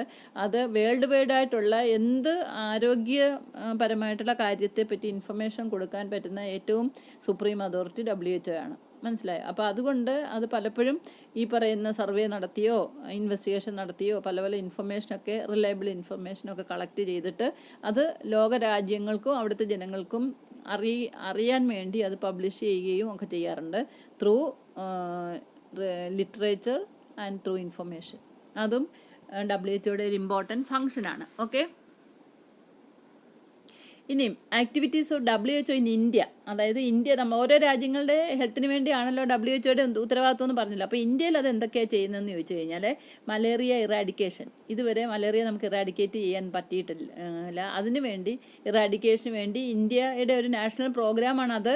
എങ്കിൽ പോലും അതിന് വേണ്ട എല്ലാ സൗകര്യങ്ങളും WHO ചെയ്തു കൊടുക്കുന്നുണ്ട്. പിന്നെ അടുത്തത് control of tuberculosis and communicable diseases. Tuberculosis പോലെയുള്ള എല്ലാ കമ്മ്യൂണിക്കബിൾ ഡിസീസിനെയും കൺട്രോൾ ചെയ്യാൻ വേണ്ടി ഇന്ത്യയെ ഹെൽപ്പ് ചെയ്യുന്നുണ്ടത്. ഓക്കെ. പിന്നെ ഹെൽത്ത് ലബോറട്ടറി സർവീസസ്, അതായത് പല ഇൻവെസ്റ്റിഗേഷനൊക്കെ നടത്തിയും അതുപോലെ ഇപ്പോൾ തന്നെ കണ്ടിട്ടില്ലേ, ഇപ്പോൾ കോവിഡ് വന്നപ്പോൾ തന്നെ ഒരാൾക്ക് കോവിഡാണെന്ന് അറിഞ്ഞാൽ പെട്ടെന്ന് അവരുടെ സോഴ്സ് ഓഫ് ഇൻഫെക്ഷൻ ഏത് മാറ്ററിൽ നിന്നാണോ വരുന്നത് അതൊക്കെ അവർ ആസ്പിറേറ്റ് ചെയ്തെടുത്തോ അല്ലെങ്കിൽ അതിൻ്റെ ജേമിനെ കണ്ടുപിടിക്കാൻ വേണ്ടി എല്ലാവർക്കും ടെസ്റ്റ് നടത്തുന്നുണ്ടല്ലോ, ഓരോ ഇൻഡിവിജ്വലിനും അവരുടെ എക്സ്പോസ്ഡ് പേഴ്സൺസിനും ഒക്കെ തന്നെ. അപ്പോൾ ഇങ്ങനെയുള്ള ലാബറട്ടറികളൊക്കെ സജ്ജീകരിച്ചെങ്കിൽ മാത്രമേ രോഗത്തെയും രോഗാണുക്കളെയൊക്കെ കണ്ടുപിടിക്കാനും അതിനൊരു ജെന്യുവിനായിട്ട് ഇന്ന ഓർഗാനിസമാണ് ഇതിൻ്റേത്, എത്രമാത്രം ഓർഗാനിസം ഓരോ വ്യക്തിയിലും ഉണ്ട്, അല്ലെങ്കിൽ എത്ര പേര് പോസിറ്റീവാണ്, എത്ര പേര് നെഗറ്റീവാണെന്നൊക്കെ എന്നും ഇവിടെ കണക്ക് വരുന്നുണ്ടല്ലോ. അതെങ്ങനെയാണ് ഈ പറയുന്ന ഇത് കണ്ടുപിടിക്കാനുള്ള ലാബറട്ടറികളുടെ എസ്റ്റാബ്ലിഷ്മെൻറ്റോടെയാണ് അത് നടക്കുന്നത്. അപ്പോൾ ഇപ്പം തന്നെ ഈ കോവിഡ് വന്നതിന് ശേഷം വേൾഡ് വൈഡ് ഉള്ള എല്ലാ കൺട്രികളും ഈ പറയുന്ന ലാബറട്ടറി സർവീസസിൽ വളരെയധികം ഇമ്പോർട്ടൻ്റ് ആണ്. ഓക്കെ.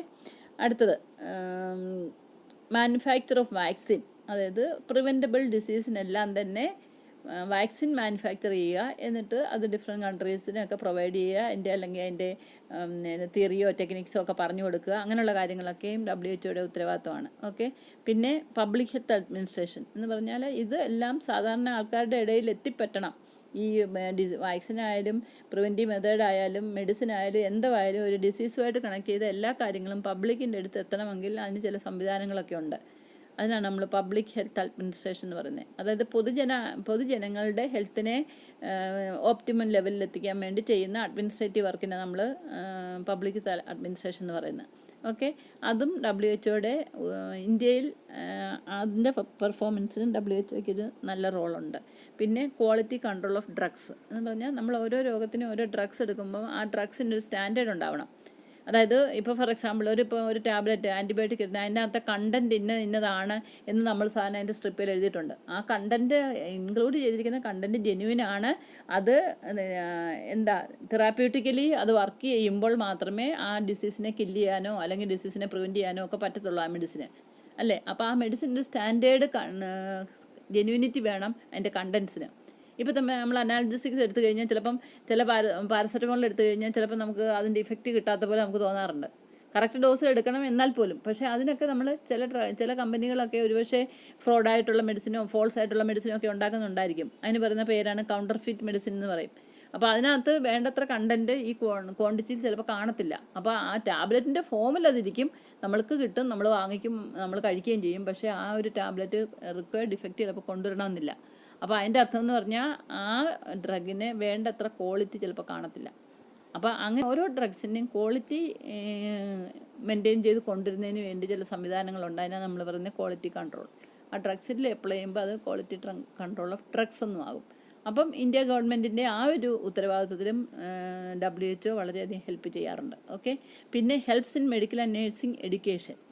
അതായത് മെഡിക്കൽ എഡ്യൂക്കേഷൻ്റെയും നേഴ്സിംഗ് എഡ്യൂക്കേഷൻ്റെയും ഒരുപാട് ഡയറക്ഷന് ഹെൽപ്പ് ഗൈഡൻസ് ഇതൊക്കെ WHO കൊടുക്കുന്നുണ്ട്. അപ്പോൾ അതാണ് activities of WHO in India. അപ്പോൾ ഇന്ത്യയിൽ WHO ഹെൽപ്പ് ഏതെല്ലാം തരത്തിലാണ് കിട്ടുന്നത്, അല്ലെങ്കിൽ WHO അസിസ്റ്റൻസ് ഏതൊക്കെ തരത്തിലാണ് കിട്ടുന്നതെന്ന് ചോദിച്ചു കഴിഞ്ഞാൽ ഈ പറയുന്ന കാര്യങ്ങളൊക്കെയാണ്. മനസ്സിലായോ? അതായത് activities of WHO in India. Okay, ഇനി അടുത്തത് യുണിസെഫ് ആണ്, United Nations international children emergency fund. മനസ്സിലായോ? ഇത്രയും കാര്യം നമുക്കറിയാവുന്ന, നമ്മൾ പണ്ട് തൊട്ടേ കേട്ടിട്ടുള്ള, അതുകൊണ്ടാണ് ഞാനിത് ഷോർട്ട് ഫോമിൽ തന്നെ അങ്ങ് എഴുതിയേക്കുന്നത്. United nation international children's emergency fund എന്നാണ് ഇതിൻ്റെ പേര്. Okay, it is specialised agency of united nation. അത് WHO ബ്രാഞ്ച് അല്ല, ഇത് യുണൈറ്റഡ് നേഷൻ്റെ UN എന്ന് പറയുന്ന ഐക്യരാഷ്ട്ര സംഘടന, ലോകാരോഗ്യ സംഘടനയല്ല, ഐക്യരാഷ്ട്ര സംഘടനയാണ് UNO എന്ന് പറയുന്നത്, യുണൈറ്റഡ് നേഷൻസ് ഓർഗനൈസേഷൻ. അതിൻ്റെ ഒരു ബ്രാഞ്ചാണ് യുണിസെഫ്. അതിൻ്റെ വേറൊരു ബ്രാഞ്ചാണ് WHO. അതുപോലെ തന്നെ UNOയുടെ പല ബ്രാഞ്ചുകളിൽ ഒരു ബ്രാഞ്ചാണ് UNICEF, WHO world health organisation പോലെ തന്നെ. മനസ്സിലായോ? അപ്പോൾ അത് specialised agency of united nations. It is established in 12th December 1946 to provide emergency health care and food to children of countries affected by the world war 2. അതായത് 1937 world war നടന്നത്. Okay, ആ സമയത്ത് ഒരുപാട് കൺട്രിയിലെ ആൾക്കാരൊക്കെ ഒരുപാട് രോഗികളായി തീരുകയും അവർക്കൊക്കെ ഒത്തിരി പ്രോബ്ലം ഉണ്ടാകുകയും അവരൊത്തിരി സഫർ ചെയ്യുകയൊക്കെ ചെയ്ത് പല കൺട്രിയിലും ഉള്ളവരും. അപ്പോൾ അങ്ങനെയുള്ള കൺട്രിയിലുള്ള കുട്ടികൾക്ക് വേണ്ടി ഫുഡ് പ്രൊവൈഡ് ചെയ്യുക, അവർക്ക് ഹെൽത്ത് കെയർ പ്രൊവൈഡ് ചെയ്യുക, എമർജൻസി കെയർ കൊടുക്കുക, ഇങ്ങനെയൊക്കെയുള്ളൊരു ഉദ്ദേശത്തോടെയാണ് യുണിസെഫ് ആദ്യം തുടങ്ങിയത്. അതുകൊണ്ട് സെക്കൻഡ് വേൾഡ് വാറിന് ശേഷമാണ് ഇത് ഒറിജിനേറ്റ് ചെയ്തത്. അതാണല്ലോ ഇതിൽ പറയുന്നത്, it is established in December 1946. അപ്പോൾ ഒത്തിരി സഫറിങ് ഹ്യൂമാനിറ്റീസ് ഒക്കെ ഉണ്ട്, അവർക്ക് ഹെൽപ്പ് കൊടുക്കാൻ വേണ്ടിയാണ് യുണിസെഫ് ആദ്യം ഉണ്ടായത്. And it headquarters is situated in New York and it provides long term humanitarian and development assistance to children and mothers of developing countries. Developed കൺട്രീസിലല്ല, ഡെവലപ്പിംഗ് കൺട്രീസിലുള്ള മദേഴ്സിനും ചിൽഡ്രനുമാണ് അവർ കൂടുതൽ ഇമ്പോർട്ടൻസ് യുണിസെഫ് കൊടുക്കുന്നത്. Okay, providing long term humanitarian and development assistance to children and mothers of developing countries. പിന്നെ അടുത്തത് ഇനി എന്തൊക്കെയാണ് യുണിസെഫിൻ്റെ സർവീസ് എന്ന് നോക്കാം. അത് mainly deals with child health ആണ്. ചൈൽഡ് ഹെൽത്ത് ഗോപി എന്ന് ഞാൻ പറഞ്ഞിട്ടുണ്ട്. അതെന്താ ഗോപി എന്ന് ഞാൻ കുറച്ച് കഴിയുമ്പോൾ ഡീറ്റെയിൽഡ് ആയിട്ട് പറഞ്ഞുതരാം. അത് ആദ്യമേ വരും ചൈൽഡ് ഹെൽത്ത് എന്ന് മാത്രമായിട്ടാണ് തുടങ്ങിയെങ്കിൽ പിന്നെ അതിനകത്ത് ചില മോഡിഫിക്കേഷനൊക്കെ വരുത്തി. അതാണ് നമ്മൾ GOBI എന്ന് പറയുന്നത്. മനസ്സിലായോ? അത് എക്സ്പ്ലെയിൻ ചെയ്യാം. പിന്നെ ന്യൂട്രീഷൻ, സെക്കൻഡ് സർവീസാണ് nutrition. Third is education. Fourth is water supply. Then fourth is social welfare. ഇത്രയാണ് യുണിസെഫിൻ്റെ സർവീസിൽ പെടുന്നത്. അതായത് child health with GOBI strategies, then nutrition, third one is education, fourth is water supply and then social welfare. മനസ്സിലായോ? ഇപ്പോൾ ഇതിനകത്ത് ന്യൂട്രീഷനകത്ത് എന്തൊക്കെ കാര്യങ്ങളാണ് ഇൻക്ലൂഡഡ് ആയെന്ന് വെച്ചാൽ applied nutrition programme for community development. Applied nutrition programme for community, അതായത് കുട്ടികൾക്ക് പോഷകാഹാരം കൊടുക്കുക എന്നുള്ള കമ്മ്യൂണിറ്റി ലെവലിൽ കൊടുക്കുക എന്നുള്ളതാണ് അതിൻ്റെ ഒരു ഇമ്പോർട്ടൻറ്റ് ലക്ഷ്യം. പിന്നെ അഗ്രികൾച്ചറൽ എക്സ്റ്റൻഷൻ, അതായത് കൃഷിക്ക് കൂടുതൽ ഇമ്പോർട്ടൻസ് കൊടുക്കുക. കാരണം ഫുഡ് പ്രൊഡക്ഷൻ എന്ന് പറയുന്നതാണ് ഓരോ കൺട്രീനെ ഫസ്റ്റ് ഒരു പ്രൊമോട്ടിംഗ് ഫാക്ടറായിട്ട് എടുത്തെങ്കിൽ മാത്രമേ ഓരോ കൺട്രിയും അവരുടെ രാജ്യത്ത് തന്നെ വേണ്ട ഫുഡ് പ്രോഡക്റ്റ് കൃഷി ചെയ്തെടുക്കണം, പ്രൊഡ്യൂസ് ചെയ്യണം. അതാണ് പറയുന്നത് അഗ്രികൾച്ചറൽ എക്സ്റ്റൻഷൻ എന്ന് പറയുന്നത്. ഓക്കെ, പിന്നെ സ്കൂൾ ഹെൽത്ത് സർവീസസ്, അതായത് കുട്ടികൾക്ക് സ്കൂളിൽ പഠിക്കുന്ന കുട്ടികൾക്കെല്ലാം തന്നെ ഹെൽത്ത് കെയർ കൊടുക്കുക. അത് പെട്ടെന്ന് അക്സസിബിളായിട്ട് കിട്ടുന്ന ഒരു തലമാണ് നമ്മളുടെ ഈ സ്കൂൾ കുട്ടികൾ എന്ന് പറഞ്ഞത്. അല്ലെങ്കിൽ എങ്ങനെ ഓരോ വീട്ടിലും പോയി ഓരോ കുട്ടികളെയും കണ്ട് അവരുടെ രോഗം എന്താണെന്ന് മനസ്സിലാക്കി കൊടുക്കുന്നതിനെക്കാട്ടിലും എളുപ്പമാണ് ഒരു സ്കൂളിനെ അപ്രോച്ച് ചെയ്യുകയെന്ന് പറഞ്ഞാൽ അവിടെ ഒരു കളക്ഷൻ ഓഫ് കുട്ടികളുണ്ട്. അപ്പോൾ അവരെ എക്സാമിൻ ചെയ്യാനും അവരുടെ അസസ്മെൻറ്റ് നടത്താനും അവർക്ക് എന്തൊക്കെ രോഗം ഉണ്ടെന്ന് കണ്ടുപിടിക്കാനും വളരെ എളുപ്പമാണ്. അപ്പോൾ അങ്ങനെ വരുമ്പോൾ സ്കൂൾ ഹെൽത്തിൻ്റെ ഇംപ്ലിമെൻറ്റേഷൻ പെട്ടെന്ന് കുട്ടികൾക്ക് ഹെൽത്ത് കെയർ കൊടുക്കാനുള്ള ഒരു മെത്തേഡായിട്ട് മാറും. അപ്പോൾ അതുകൊണ്ട് സ്കൂൾ ഹെൽത്ത് സർവീസസ് എന്ന് പറയുന്നതും ഈ യുണിസെഫിൻ്റെ ചൈൽഡ് ഹെൽത്തിൻ്റെ ഒരു ഭാഗം അവർ ന്യൂട്രീഷൻ്റെ ഭാഗമാക്കി. പിന്നെ ഹെൽപ്പിംഗ് ഡയറി പ്രോഡക്ട്സ്, അതായത് പാലുൽപ്പന്നങ്ങളും കുട്ടികൾക്ക് കൊടുക്കുക.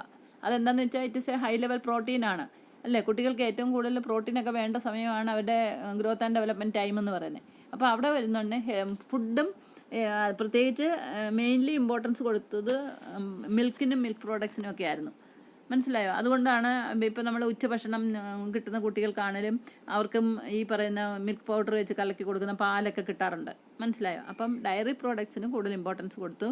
പിന്നെ prevention and nutritional deficiency diseases by supplying vitamin A, iodised salt, iron and folic acid, supplement and milk powder. മനസ്സിലായോ? അപ്പോൾ കുട്ടികളുടെ ഗ്രോത്തിനും വേണ്ടിയും, അതായത് പ്രോട്ടീനാണ് ഏറ്റവും കൂടുതൽ വേണ്ടത് അവർക്ക്, അതിനാ മിൽക്ക് പൗഡർ കൊടുക്കുന്നത്. അതുകൂടാതെ തന്നെ അതിൻ്റെ കൂട്ടത്തിൽ തന്നെ വൈറ്റമിൻ ഡി ഡെഫിഷ്യൻസി, അങ്ങനെ ഡെഫിഷ്യൻസി ഡിസീസൊക്കെ മാറുന്നതിന് വേണ്ടി വൈറ്റമിൻ എയും അയഡൈസ്ഡ് സോൾട്ട്, പിന്നെ iron and folic acid. Iron and folic acid കുറഞ്ഞാലാണ് അനീമിക് ആകുന്നത്, അല്ലേ? WBCയുടെ പ്രൊഡക്ഷന് അയൺ ആൻഡ് ഫോളിക് ആസിഡ് ഒത്തിരി ആവശ്യമുണ്ട്. അപ്പോൾ കുട്ടികൾക്ക് അനീമിയ വരാതിരിക്കാനും, അനീമിയ വന്നു കഴിഞ്ഞാൽ അതും ഒരു പെട്ടെന്ന് കുട്ടികളുടെ ഗ്രോത്ത് ആൻഡ് ഡെവലപ്മെൻറ്റിനെ നെഗറ്റീവായിട്ട് അഫക്റ്റ് ചെയ്യുന്ന ഒരു കാര്യമാണ് അനീമിയ. മനസ്സിലായോ? അപ്പോൾ അതൊക്കെ കുറയ്ക്കാൻ വേണ്ടിയാണ് ഇത്രയും കാര്യങ്ങളും കൂടെ അവർ ന്യൂട്രീഷനിൽ ഉൾപ്പെടുത്തിയിരുന്നു. മനസ്സിലായോ? അപ്പോൾ ചൈൽഡ് ഹെൽത്ത് സർവീസിലെ സർവീസസ് ഓഫ് യുണിസെഫിലെ 2 നമ്മളിപ്പോൾ ഡിസ്കസ് ചെയ്തു. ഫസ്റ്റ് വൺ ചൈൽഡ് ഹെൽത്തും, സെക്കൻഡ് വൺ ന്യൂട്രീഷനും. ഇനി മൂന്നാമത്തെ എഡ്യൂക്കേഷനാണ്.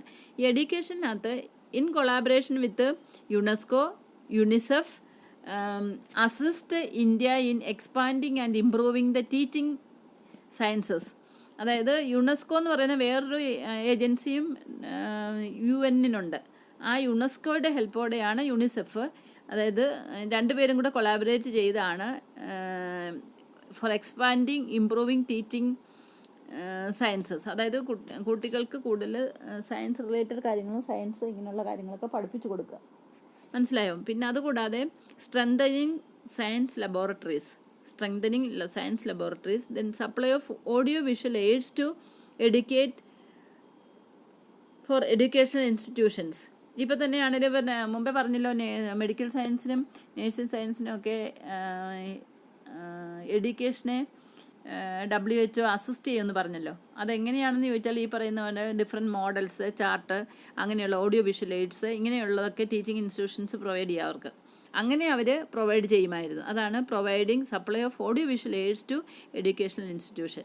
പിന്നെ അതുകൂടാതെ providing books and educational material to school of nursing.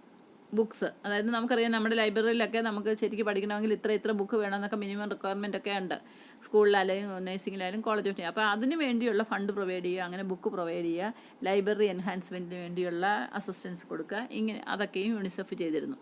മനസ്സിലായോ?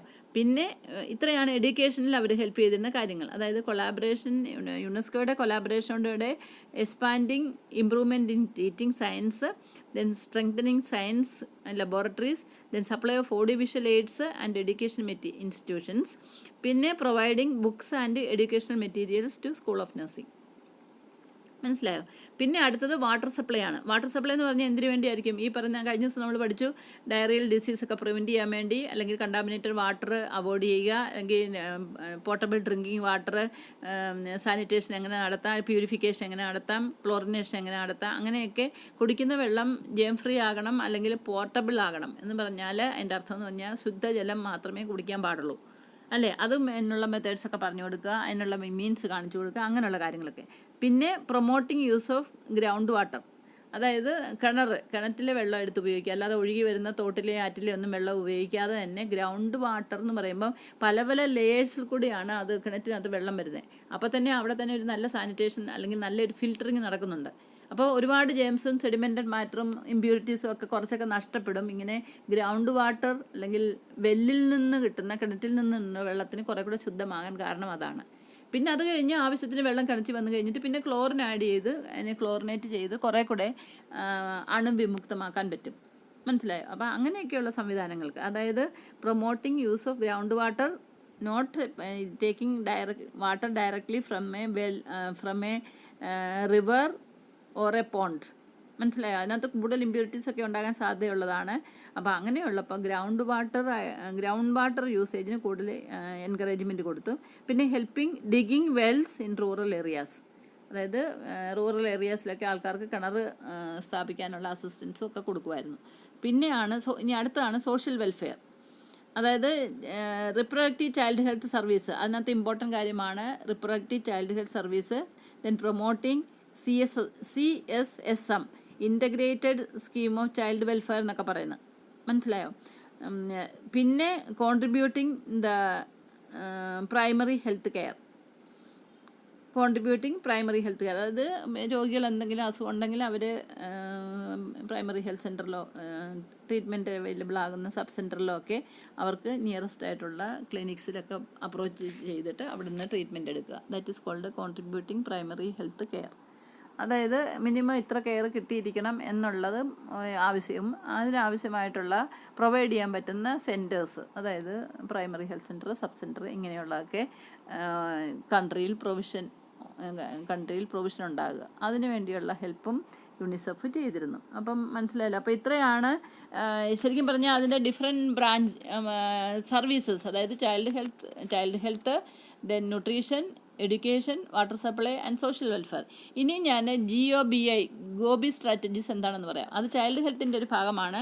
ആദ്യമേ നമ്മൾ പറഞ്ഞു ചൈൽഡ് ഹെൽത്തിൽ എന്തൊക്കെയാണ് ആദ്യം ചെയ്തതെന്ന് പറഞ്ഞു. അതായത് production of vaccines and sera, running environmental sanitation programme, then primary health care to mothers and children, immunisation programme, family health services, safe water and adequate sanitation. ഇതൊക്കെയാണ് ചൈൽഡ് ഹെൽത്തിൽ മെയിൻലി ഉണ്ടായിരുന്ന ടാർഗറ്റ്.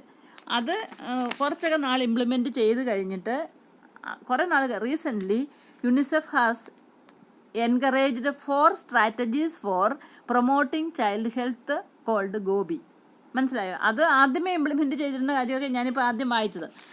അത് കഴിഞ്ഞിട്ട് കുറച്ച് നാൾ കഴിയുമ്പോൾ അതുകൊണ്ട് കുറേ കൂടെ അത് ആക്സിലറേറ്റ് ചെയ്യാൻ വേണ്ടി, അത് കൂടുതൽ കൂടെ ഫലവത്താക്കാൻ വേണ്ടി യുണിസെഫ് കുറേ റീസെൻ്റായിട്ട് കുറേ പ്ലാനും കൂടെ ഇംപ്ലിമെൻറ്റ് ചെയ്തു.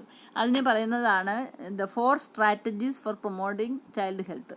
അതിനെയാണ് ഗോബി എന്ന് പറയുന്നത്. ഈ ഗോബി എന്ന് പറയുന്നത് GOBI 4 ലെറ്റേഴ്സ് അല്ലേ പറഞ്ഞത്. ഈ ലെറ്റേഴ്സ് അത് പറഞ്ഞ സ്ട്രാറ്റജിയുടെ ആദ്യത്തെ അക്ഷരമാണ്. അങ്ങനെയാണ് നമ്മൾ ഇവരെ ഡിറൈവ് ചെയ്ത് ഗോബി എന്നാക്കിയത്. GOPI അല്ല, GOPI അല്ല, GOBI. ഓക്കെ. അപ്പം G four general chart, growth chart, കുട്ടികളുടെ ഹൈറ്റും വെയ്റ്റും ഒക്കെ എടുത്ത് ഗ്രോത്ത് ചാർട്ട് ഉണ്ടാക്കുക. അതിൽ നിന്ന് മനസ്സിലാക്കാം കുട്ടികളുടെ ഗ്രോത്ത് എത്രമാത്രം ഉണ്ടെന്ന്. മനസ്സിലായോ? So growth chart for monitoring growth and development of children so that any deviation from the normal can be quickly detected and corrected. മനസ്സിലായോ? അപ്പം ഗ്രോത്ത് ആൻഡ് ഡെവലപ്മെൻറ്റിനെ റെക്കോർഡ് ചെയ്യുന്ന ഒരു ചാർട്ട് ഉണ്ടാക്കുന്നതിൻ്റെ ഗ്രോത്ത് ചാർട്ടിൻ്റെ ആദ്യത്തെ അക്ഷരമാണ് G. മനസ്സിലായോ? So maintaining a growth chart for the children which require making a chart depending on the weight and height of the child. അപ്പം കുട്ടികൾക്ക് standard growth ആണ്, അല്ലെങ്കിൽ അവരുടെ ഗ്രോത്ത് എന്താ പറയുന്നത്, നമ്മൾ ഡെവലപ്മെൻറ്റൽ സ്റ്റേജും അല്ലെങ്കിൽ നമ്മൾ ഗ്രോത്ത് ആൻഡ് ഡെവലപ്മെൻറ്റ് ഓക്കെ അല്ല, മൈൽ സ്റ്റോൺസ് ഒന്നും ശരിയാകുന്നില്ല, അല്ലെങ്കിൽ അവർക്ക് വേണ്ടത്ര ഇപ്പം ഓരോ ഏജ് ഗ്രൂപ്പിന് ഇന്ന ഇത്ര കിലോ വീതം കൂടണം എന്നൊക്കെ കണക്കുണ്ടാകും. നമ്മൾ പീഡിയാട്രിക് പഠിക്കുന്നുണ്ട് അല്ല. ഒരു കുട്ടി ബർത്ത് വെയിറ്റ് ഇപ്പോൾ 3 കിലോ ആണെങ്കിൽ it should be doubled by 6 months, tripled by 1 year, അങ്ങനെയൊക്കെ നമ്മൾ റഫായിട്ടുള്ള ചില കാൽക്കുലേഷനൊക്കെ പഠിക്കാറുണ്ട് അല്ലേ. അതുപോലെ തന്നെ അത് കഴിഞ്ഞ് ഇൻഫൻസി കഴിഞ്ഞിട്ട് പ്രീ സ്കൂൾ ചൈൽഡിൽ എത്രമാത്രം കിലോ ഉണ്ടാവണം, അങ്ങനെ ഓരോ ഏജ് വൈസും കുട്ടികളുടെ ഹൈറ്റും വെയ്റ്റും എത്രയാകണം എന്നൊരു സ്റ്റാൻഡേർഡ് ഉണ്ട്. അതിൽ താഴെയാണോ കുട്ടികളെന്ന് മനസ്സിലാക്കാൻ പറ്റും. എങ്ങനെ? ഈ ഗ്രോത്ത് ചാർട്ട് മെയിൻറ്റെയിൻ ചെയ്യുമ്പോൾ. അപ്പോൾ ആ ഗ്രോത്ത് ചാർട്ടിനകത്ത് മെയിൻലി വേറൊന്നും അല്ല ഉള്ളത്. അതിനകത്ത് ഹൈറ്റും വെയ്റ്റും റെക്കോർഡ് ചെയ്യുക. അതിൻ്റെ ബേസിസിൽ അത് കിട്ടുന്ന കർവ് അനുസരിച്ച് കുട്ടിയുടെ വളർച്ച നോർമലാണോ അല്ലേ എന്ന് നോക്കുക. അപ്പോൾ നോർമൽ അല്ലെങ്കിൽ നമുക്ക് ആ കുട്ടിക്ക് കൂടുതൽ ഇമ്പോർട്ടൻസ് പരിരക്ഷ കൊടുക്കണം, അല്ലെങ്കിൽ കൂടുതൽ അറ്റൻഷൻ കൊടുക്കണം എന്നല്ല എൻ്റെ അർത്ഥം. അപ്പോൾ അത് പെട്ടെന്ന് കണ്ടുപിടിച്ച് ട്രീറ്റ്മെൻറ്റ് ചെയ്യാൻ വേണ്ടിയാണ് ഈ പറയുന്ന ചൈൽഡ് ഹെൽത്തിൻ്റെ ഭാഗമായിട്ട് ഗ്രോത്ത് ചാർട്ട് ഉണ്ടാക്കിയത്. So G stand for growth chart. പിന്നെ രണ്ടാമത്തെയാണ് oral rehydration for reducing mortality due to diarrhoea. അത് കഴിഞ്ഞ ദിവസം നമ്മൾ നാഷണൽ ഡയറിയ കൺട്രോൾ പ്രോഗ്രാം എന്നും പറഞ്ഞ് ഒരെണ്ണം പഠിച്ചപ്പോൾ തന്നെ പഠിച്ചു. അതിനകത്ത് ഏറ്റവും ഇമ്പോർട്ടൻ്റ് അവരുടെ ഒബ്ജക്റ്റീവ് എന്താണെന്ന് വെച്ചാൽ കുട്ടികളുടെ death due to diarrhoea prevent ചെയ്യാൻ വേണ്ടി ഓറൽ റീഹൈഡ്രേഷൻ തെറാപ്പി ചെയ്ത് കുട്ടികളുടെ വാട്ടർ ലോസ് പ്രിവെൻറ്റ് ചെയ്തിട്ട് ഡീഹൈഡ്രേഷൻ പ്രിവെൻറ്റ് ചെയ്യുക. അപ്പോൾ അതാണ് O എന്ന് പറയുന്ന ലെറ്റർ ഡിനോട്ട് ചെയ്യുന്നത്. So O stands for oral rehydration for reducing mortality due to diarrhoea. അപ്പോൾ കുട്ടികൾക്ക് എന്തെങ്കിലും കാരണവശാൽ ഡയറിയൽ ഡിസീസ് ഉണ്ടായാൽ കുട്ടി ഒത്തിരി ബോഡിയിൽ നിന്ന് രക്തം നഷ്ടപ്പെടാനുള്ള സാധ്യതയുണ്ടല്ലോ കൂടുതൽ ഡയറിയ ഉണ്ടാകുമ്പോൾ. അപ്പോൾ ഓരോ ഡയറിയ വരുമ്പോഴും അതിനനുസരിച്ച് അതിന് റീപ്ലേസ്മെൻ്റ് ആയിട്ട് ഈ ഓറൽ റീഹൈഡ്രേഷൻ സൊല്യൂഷൻ എന്നും പറഞ്ഞൊരു സാധനം കൊടുക്കാറുണ്ട്. ഡോക്ടേഴ്സ് പ്രത്യേകിച്ച് അഡ്വൈസ് ചെയ്യാറുണ്ട്. ORS, ഓറൽ ഹൈഡ്രേഷൻ സൊല്യൂഷൻ എന്നൊക്കെയാണ് നമ്മളതിന് പറയുന്നത്. സൊല്യൂഷൻ ഉണ്ടായി കുട്ടികളെ കൊണ്ട് കുടിപ്പിച്ച് ലൂസ് അല്ലെങ്കിൽ നഷ്ടപ്പെടുന്ന ജലം അല്ലെങ്കിൽ വാട്ടർ തിരിച്ചു പിടിക്കുക, ഫ്ലൂയിഡ് തിരിച്ചു പിടിക്കാൻ വേണ്ടി. അവർക്ക് എന്തിനാ? To prevent dehydration. പിന്നെ അടുത്തതാണ് ബി എന്ന് പറഞ്ഞാൽ it is breast feeding for providing wholesome meal to the infant. അതായത് ഒരു കാരണവശാലും കുപ്പിപ്പാൽ കൊടുക്കാൻ പറ്റില്ല. ബ്രസ്റ്റ് മിൽക്ക് തന്നെ ഏറ്റവും ബെസ്റ്റ് മിൽക്കായിട്ട് കുട്ടികൾക്ക് കൊടുക്കണം. ആദ്യത്തെ ഒരു വർഷം അതിൻ്റെ ആവശ്യമേ ഉള്ളൂ. അത് മദേഴ്സ് മിൽക്ക് ആവശ്യത്തിന് കുടിക്കുന്ന കുട്ടികൾക്ക് ഫസ്റ്റ് 1 ഇയറിൽ കൂടുതൽ വേറെ ആഹാരങ്ങളൊന്നും കൊടുക്കണ്ടെന്നാണ് പറയുന്നത്. പക്ഷേ ഒരു കാരണവശാലും ബ്രസ്റ്റ് മിൽക്ക് അവോയ്ഡ് ചെയ്യാനും പാടില്ല. കുപ്പിപ്പാലും അങ്ങനെയുള്ള മറ്റ് ആർട്ടിഫിഷ്യൽ ഫീഡൊക്കെ മിൽക്ക് ഒക്കെ സ്ട്രിക്ട്ലി പ്രൊഹിബിറ്റഡ് ആണ്. അതിൻ്റെ ആണ് ഈ പറയുന്ന B for breast feeding for providing wholesome meal to the infant. അപ്പോൾ അതിനകത്ത് ഒത്തിരി ഇമ്മ്യൂണിറ്റിയും കുട്ടികൾക്ക് രോഗം വരാതിരിക്കാനുള്ള ഒരുപാട് കാര്യങ്ങളെല്ലാം ബ്രസ്റ്റ് മിൽക്കിലുണ്ട്. അപ്പോൾ കുട്ടിക്ക് അത് കൊടുക്കുകയാണ്. It is a protective factor for the child which will prevent occurrence of many diseases by increasing the immunity power of the child. Okay. പിന്നെ അടുത്തത് ഇമ്മ്യൂണൈസേഷൻ. അത് GOBIയിലെ I ആണ്. I stands for immunization for protecting under the children from 6 killer diseases. അതായത് നമ്മൾ കഴിഞ്ഞ ദിവസം പഠിച്ചു ഇമ്മ്യൂണൈസേഷനും global immunisation അല്ലെങ്കിൽ യൂണിവേഴ്സൽ ഇമ്മ്യൂണൈസേഷനും അതിനകത്ത് എന്തൊക്കെ വാക്സിനാണ് വരുന്നത്, എപ്പോഴൊക്കെ എങ്ങനെയൊക്കെ കൊടുക്കണം, അതെല്ലാം നമ്മൾ പഠിച്ചു.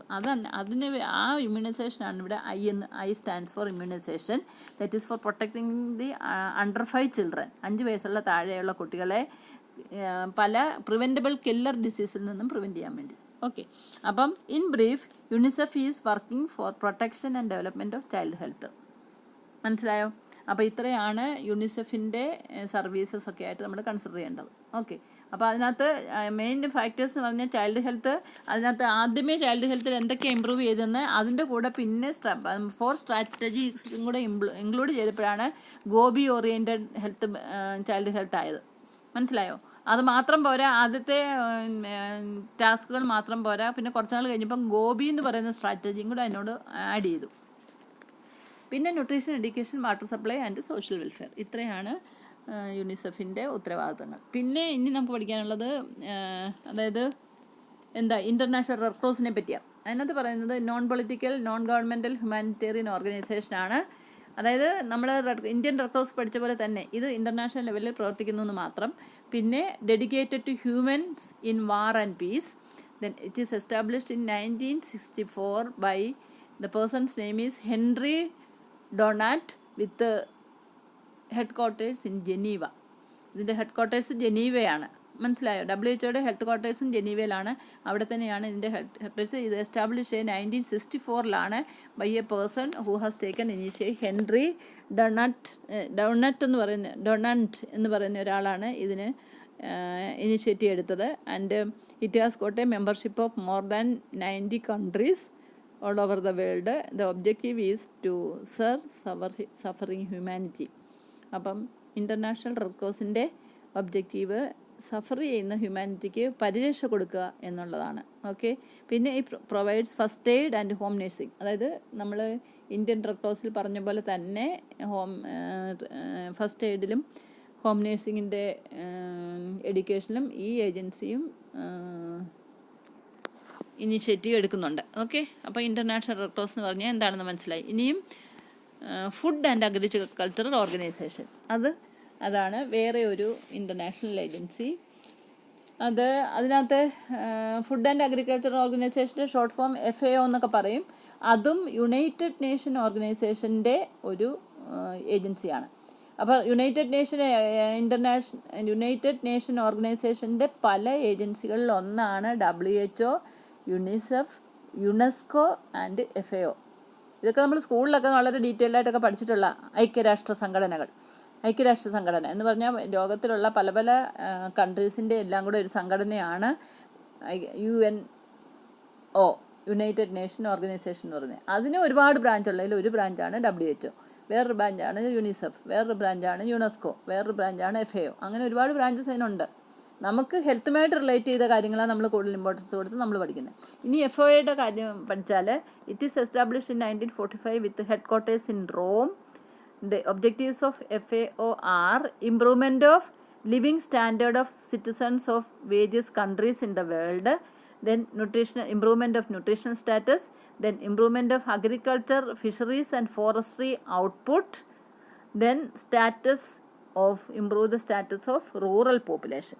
ഇത്രയാണ് അത് അവരുടെ അതായത് objectives of food and agriculture organisation. എന്തൊക്കെയാണ്? Improvement of living standard of all citizens of all countries of the world, then improvement of nutrition status, then improvement of agriculture, fisheries and forestry output, and then improvement of status of rural population. മനസ്സിലായി? ഇത്രയാണ് FAOയുടെ objectives. Okay, ഇനിയും ഇപ്പോൾ ഇതൊക്കെയാണ് നമ്മൾ health related, കുട്ടികളുടെ ഹെൽത്തുമായിട്ട് relate ചെയ്ത organisation ഇതൊക്കെയാണ്. ഇനി ഇത് കൂടാതെ വേറെ ചില ഏജൻസീസും കൂടെ ഉണ്ട്. അത് ജസ്റ്റ് ഒന്ന് പറയാം പേര്. അതായത് പക്ഷേ അതിന് ഡയറക്റ്റായിട്ട് കുട്ടികളുടെ വെൽഫെയറുമായിട്ടൊന്നും ബന്ധമില്ല, ബട്ട് ഇൻഡയറക്റ്റ് റിലേഷൻഷിപ്പ് ഒക്കെ ഉള്ളൂ. അത് പ്രധാനപ്പെട്ട ഏതാണെന്ന് വെച്ചാൽ world bank, cooperative for American relief everywhere, അതിൻ്റെ ഷോർട്ട് ഫോം ആണ് CARE, cooperative for American relief everywhere, then United States Agency for International Development, then United Nations Fund for Population Activities, then United Nations Development Program, then International Labour Organization, ILO എന്നും പറയും.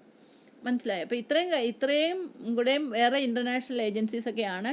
പക്ഷേ അതിന് direct ആയിട്ട് child വെൽഫെയറുമായിട്ട് വലിയ connection ഇല്ല, indirect ആയിട്ടേ ഉള്ളൂ. മനസ്സിലായത്? എന്നാലും ആരെങ്കിലും ചോദിച്ചാൽ നിങ്ങളിത് അറിഞ്ഞിരിക്കണം. World bank, Cooperative for American Relief Everywhere, then United States Agency for International Development, then United Nations Fund for Population Activities, United Nations Development Program, then International Labour Organization. മനസ്സിലായോ? അപ്പോൾ അതുപോലെ തന്നെ നാഷണൽ ഏജൻസീസിലും അങ്ങനെ വേറെ കുറേ ഏജൻസീസും കൂടെ ഒക്കെ ഉണ്ട്. അത് ഞാൻ കൂടുതൽ മെൻഷൻ ചെയ്തില്ല, കാരണം അതുമായിട്ട് ഡയറക്റ്റ് കുട്ടികളുടെ വെൽഫെയറുമായിട്ടൊന്നും റിലേഷൻഷിപ്പ് ഇല്ലെന്നാണ് പറഞ്ഞേക്കുന്നത്. പക്ഷേ എന്നാലും ഈ മൾട്ടിപ്പിൾ ചോയ്സ് ക്വസ്റ്റ്യനൊക്കെ ചിലപ്പം എന്തെങ്കിലുമൊക്കെ അതിന് ചോദിക്കാം. അപ്പം നിങ്ങൾ അത് കൂടെ ഒന്ന് ജസ്റ്റ് ഒന്ന് നോക്കിക്കോണം. ഓക്കെ, അപ്പോൾ ഇത്രയാണ് agencies for the welfare of the children. അപ്പോൾ നമ്മൾ നാഷണൽ ഏജൻസീസും ഇൻ്റർനാഷണൽ ഏജൻസീസും പഠിച്ചു. അത് എപ്പോഴാണ് ഒറിജിനേറ്റ് ചെയ്ത്, എന്താണ് അതിൻ്റെ ഫംഗ്ഷന്, ഒബ്ജക്റ്റീവ്, ഇന്ത്യയിൽ അത് എന്തൊക്കെയാണ് ചെയ്യുന്നത്, നമുക്ക് അതുകൊണ്ടുള്ള ബെനിഫിറ്റ് എന്താ, ഇതെല്ലാം വന്നു. ഓക്കെ.